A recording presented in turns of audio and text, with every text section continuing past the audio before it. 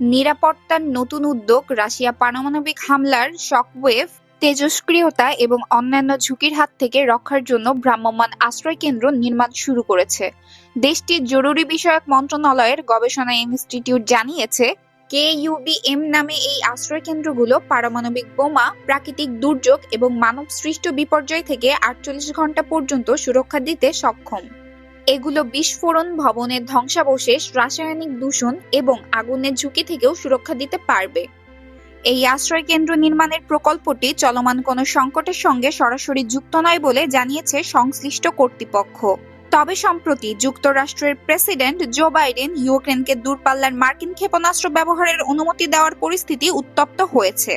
রাশিয়ার ক্রেমলিন এই সিদ্ধান্তকে বেপরোয়া উল্লেখ করে হুঁশিয়ারি দিয়েছে যে রাশিয়ার উপর এমন হামলা হলে যথাযথ জবাব দেবে তারা। এই ভ্রাম্যমাণ আশ্রয় কেন্দ্রগুলো দেখতে জাহাজের কন্টেইনারের মতো। এতে দুটি মডিউল রয়েছে। একটি মডিউলে ৫৪ জন মানুষ আশ্রয় নিতে পারবেন এবং অন্যটি কারিগরি ব্যবহারের জন্য। প্রয়োজনে মডিউলগুলো বাড়ানো যাবে। এগুলো সাইজেই ট্রাকে পরিবহনযোগ্য এবং দুর্গম এলাকায়, এমনকি বরফাচ্ছন্ন স্থানে স্থাপন করা সম্ভব।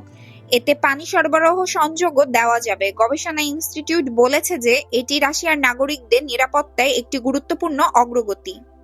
গতকাল ইউক্রেন প্রথমবারের মতো যুক্তরাষ্ট্র থেকে পাওয়া দূরপাল্লার ক্ষেপণাস্ত্র ব্যবহার করে রাশিয়ার ব্রিয়ানস্ক এলাকায় হামলা চালায়। রুশ প্রতিরক্ষা মন্ত্রণালয়ের মতে, ইউক্রেন ৫টি ক্ষেপণাস্ত্র ছোড়ে, যা লক্ষ্যবস্তুতে পৌঁছানোর আগেই ধ্বংস করা হয়। তবে ধ্বংসাবশেষের আঘাতে একটি সামরিক স্থাপনায় আগুন ধরে যায়। এতে কোনো হতাহতের ঘটনা ঘটেনি। এর আগে ইউক্রেন জানিয়েছিল তারা রাশিয়ার ব্রিয়ানস্ক অঞ্চলে একটি গোলাবারুদের গুদামে হামলা চালিয়েছে।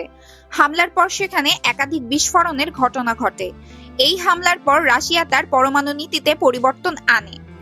প্রেসিডেন্ট ভ্লাদিমির পুতিনের নতুন নীতিতে বলা হয়েছে, যদি কোনো পারমাণবিক শক্তিধর দেশের সহায়তায় রাশিয়ার ওপর ক্ষেপণাস্ত্র হামলা হয়, তবে পাল্টা পরমাণু হামলা চালানো হবে। এছাড়া কোনো সামরিক জোট রাশিয়ার বিরুদ্ধে অগ্রাসন চালালে পুরো জোটকে প্রতিপক্ষ হিসেবে গণ্য করবে মস্কো। এই পরিস্থিতি ইউক্রেন যুদ্ধকে আরও সংঘাতময় করে তুলতে পারে।